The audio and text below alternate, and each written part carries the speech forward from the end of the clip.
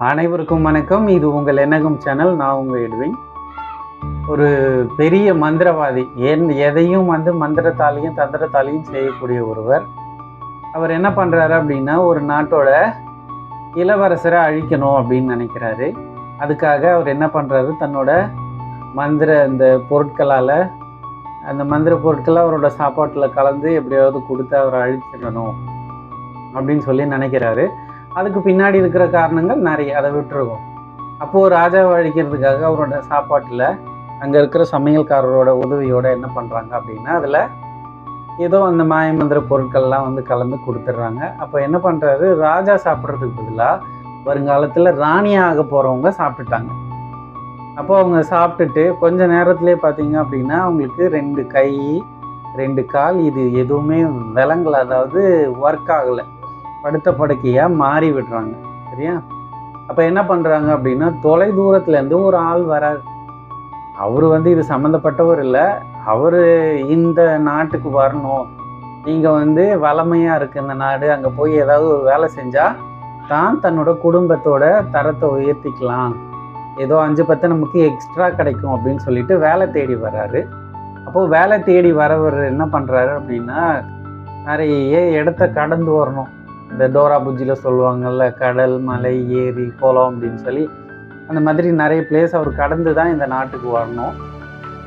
அப்போ என்ன பண்ணுறாரு அப்படின்னா, வர வழியில் தனக்கு சாப்பாடு வேணும்ல, அதனால் அப்போது இந்த சப்பாத்தி இந்த மாதிரி கெட்டு போகாத ஐட்டத்தை செஞ்சு பேக் பண்ணி வச்சுக்கிறாரு. அப்போது அந்த மாதிரி சாப்பிட்டுக்கினே தன்னோட களைப்பு போக்கின்னு வந்தார். இந்த நாட்டை நெருங்கும் போது, அதாவது இந்த உடல் நோய்வாய்ப்பட்டு படுத்த படுக்கையாக இருக்கிற அந்த ராணியோட நாட்டுக்கிட்ட வரும்போது அவர் ஒரு காட்டில் ஒரு வயதான ஒரு முனிவரை சந்திக்கிறார். அந்த வயதான முனிவர் ரொம்ப பசியால் உட்காந்துட்டு இருக்காரு. அவர் வாயை திறந்து கேட்குறாரு, எப்பா எனக்கு பசி எடுக்குது, இந்த பக்கம்தான் போறியா, எனக்கு ஏதாவது உதவி பண்ண முடியுமா அப்படின்னோடனே, என்ன உதவி வேணும்னா, பசிக்குதுன்னு தானே சொன்னதுனால என்கிட்ட ஏதாவது சாப்பாடு இருந்தால் எனக்கு கூட அப்படின்னு சொல்லி அந்த முனிவர் கேட்குறாரு. அப்போ அந்த வேலைக்காக தேடி வந்தார் இல்லையா, அவர் என்ன பண்ணுறாரு, அச்சோ பாவம் அப்படின்னு சொல்லிட்டு, நம்ம போகிற தூரம் இன்னும் பக்கத்தில் தானே இருக்குது, அதனால் அவர் கொடுத்துருவோன்னு சொல்லிட்டு முழுமையாக எந்தவித தயக்கமும் இல்லாமல் அந்த சாப்பாட்டை எடுத்து அந்த முனிவர்கிட்ட கொடுத்துட்டார். அப்போ அந்த முனிவரும் என்ன பண்ணுறாரு, களைப்பு தீர, அவ்வளோ களைப்போடு இருந்த அந்த முனிவர் கொஞ்சம் கொஞ்சமாக அந்த சாப்பாடெல்லாம் சாப்பிட்டுட்டு அவர் கையில் இருந்து ஒரு எலுமிச்சம்பழம் ஒன்று எடுத்து கொடுக்குறாரு. இந்த எலுமிச்சம்பழத்தை எடுத்து கொடுத்து அவர்கிட்ட ஒரே ஒரு விஷயத்த சொல்கிறாரு, இங்கே பாரு, இந்த எலுமிச்சம்பழம் நீ என்ன கேட்குறியோ அதை உனக்கு கொடுக்கும், நீ என்ன செய்யணும்னு சொல்கிறியோ அதை செய்யும், ஆனால் ஒரு தடவை மட்டும்தான் செய்யும், அதனால் நீ இதை எந்த நேரத்தில் பயன்படுத்திக்கணும் அப்படின்றத நீ முடிவு பண்ணிப்போ அப்படின்னு சொல்லி அவர்கிட்ட கொடுத்துட்டு அங்கேருந்து அந்த முனிவர் தன்னோட பயணத்தை தொடர்றாரு. இவர் இந்த நாட்டுக்குள்ளே வந்துடுறாரு.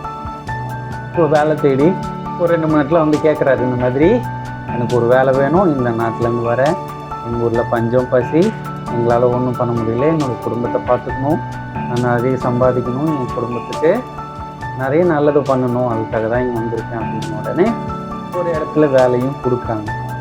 அப்போது தான் நிறைய பேர் பேசிக்கிறாங்க, இந்த மாதிரி ராணி படுத்த படுக்கையாக இருக்காங்க, இதனால் அவரோட அப்பா ராஜா ரொம்ப வருத்தத்தில் இருக்கார், மன வருத்தத்தில் அப்படின்னு சொல்லி நிறைய பேர் பேசிக்கிறத இவர் காதால் கேட்டுக்கிறாரு. கேட்டுட்டு அப்புறம் அவருக்கு ஒரு நாள் நைட்டு எல்லா வேலையும் முடிச்சுட்டு போய் படுத்து தூங்கும்போது அவருக்கு ஒரு யோசனை வருது, நம்மக்கிட்ட அந்த முனிவர் ஒரு பழத்தை கொடுத்தாரு இல்லை அப்படின்னு சொல்லி யோசனை வருது. ஆனால் அந்த பழத்தை ஒரு தடவை தான் யூஸ் பண்ண முடியும், நம்ம என்ன பண்ணலாம் அப்படின்னு யோசிச்சுன்னு வந்தார்.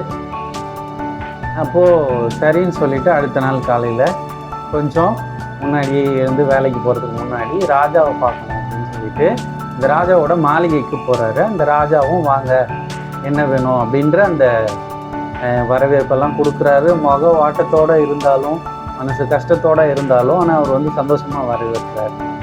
அப்போ அவர் வந்தவர், இந்த மாதிரி நான் ஒரு ஊர்லேருந்து வரேன், எனக்கு இந்த மாதிரி ஒரு வேலை வேணும், அது இந்த அரண்மனையில் கிடைச்சா எனக்கு நல்லா இருக்கும் அப்படின்னு சொன்ன உடனே அவர் யோசிக்கிறார் ராஜா. சரி, நான் ஏதாவது ஏற்பாடு பண்ணுறேன், நீங்கள் வெயிட் பண்ணுங்க அப்படின்னு சொல்லிட்டு கிளம்புறாரு. அப்போ உடனே அந்த வேலைக்கு இருக்கார் இல்லையா, அவர் வந்து என்ன சொல்கிறாரு அப்படின்னா, இந்த மாதிரி இந்த நாட்டோட இளவரசி, வருங்கால இளவரசி நோய்வாய்ப்பட்டு இருக்கிறதா நான் கேள்விப்பட்டேன், அவங்கள பார்க்கலாமா அப்படின்னு சொன்னாங்க. நீ இளவரசர் தாராளமாக பார்க்கலாம் அப்படின்னு சொல்லிட்டு போய் பார்க்குறாரு. அங்கே ஏறக்குறைய எவ்வளோ மருத்துவர்கள் அங்கே இருக்கிறாங்க. அந்த வியாதியை சரி பண்ணவே முடியல அவங்க யாராலையும். இவர் போகிறாரு, போய் பார்க்குறாரு. பார்த்துட்டு ஒரு சொம்பு ஒன்று கிடைக்குமா அப்படின்னு சொல்லி அங்கே பக்கத்தில் இருந்த பனிப்பெண் கிட்டே கேட்குறாரு. அந்த பனிப்பெண்ணும் ஒரு சொம்பை எடுத்து கொடுத்தாங்க. கொஞ்சம் தண்ணியும் அதில் கொடுங்க அப்படின்னோடனே கொஞ்சம் தண்ணியும் ஊற்றி கொடுத்தாங்க. இந்த எலுமிச்சம்பழத்தை என்ன பண்ணார் அப்படின்னா அறுத்து 2 துண்டாக்கி அந்த 2 துண்டையும் புழிஞ்சு அந்த தண்ணியில் விட்டு நல்லா கலக்கிட்டு அந்த ராணிக்கு கொஞ்சம் கொஞ்சமாக ஸ்பூனில் கொடுங்க அப்படின்னு சொல்லிட்டு இவர் போயிடுறாரு. அப்போது ராணிக்கு இதே மாதிரி கொடுத்துட்டாங்க. அவர் சொன்ன மாதிரி கொடுத்துட்டாங்க. ராணிக்கு உடனே இந்த கை கால் எல்லாமே சரியாக போயிடுச்சு. உடனே அந்த ராணி பார்க்கணுன்னு ஆசைப்பட்டது யார் அப்படின்னா, அவரை சரி பண்ணவர். அதாவது இந்த எலுமிச்சம்பழத்தை கொடுத்து அவங்கள குணப்படுத்தினாங்க இல்லையா, அவரை பார்க்கணும் அப்படின்னோடனே அவர் கொஞ்சம் தூரம் தான் போயிருப்பார். உடனே போயிட்டு அவர் கூட்டின்னு வந்து இந்த மாதிரி ராணி பார்க்கணுன்றாங்க அப்படின்னு போய் பார்த்தா அவங்களோட கை கால் எல்லாமே சரியாக போயிடுச்சு. அப்போது உங்களுக்கு என்ன வேணும் இந்த இடத்துல இருந்து அப்படின்னு சொல்லி அவங்க கேட்குறாங்க. அதுக்கு அவர் சொல்கிறாரு, எனக்கு ஒரு வேலை வேணும் அப்படின்ன உடனே சரி வெயிட் பண்ணுங்க அப்படின்னு சொல்லிட்டு இந்த இளவரசி ஆக போகிற இவங்க போயிட்டு முதல்ல அவங்க அப்பா கிட்ட பேசுகிறாங்க. அப்பாப்பா, எனக்கு ஒரு நல்ல துணையாக இருக்கணும் அப்படின்னா இந்த மாதிரி தியாகம் பண்ணுற ஒருத்தர் தான் எனக்கு துணையாக இருக்கணும். கட்டாயமாக தியாகம் பண்ணுற ஒருத்தர் தான் எனக்கு துணையாக இருக்கணும்னு ரொம்ப தெளிவாக சொல்கிறாங்க. அதை கேட்ட அவங்க அப்பாவுக்கும் எனக்கும் இதே தான் தோணுச்சு. ஏன்னா இப்படி ஒரு ஆள் கிடைக்கிறது கஷ்டம்.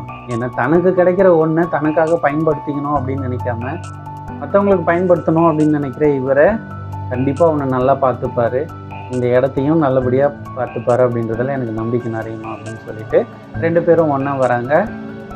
அங்கே இருக்கிற எல்லார் முன்னாடியும் என்ன பண்ணுறாரு, இவர் தான் என்னோட வருங்கால மாப்பிள்ளை அப்படின்னு சொல்லி அவங்களுக்கு கல்யாணமும் முடித்து கொடுக்குறாரு.